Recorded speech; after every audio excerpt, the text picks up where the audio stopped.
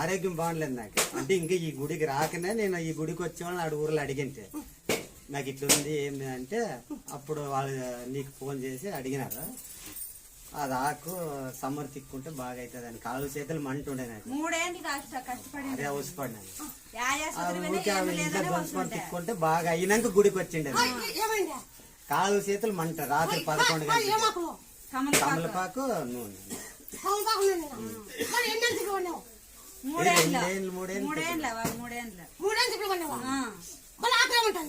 3 వచ్చినాను.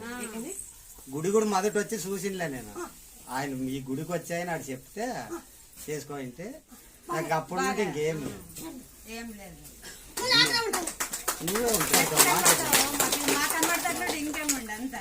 ఇంకా అప్పుడు నుండి తిరుగుతుండను.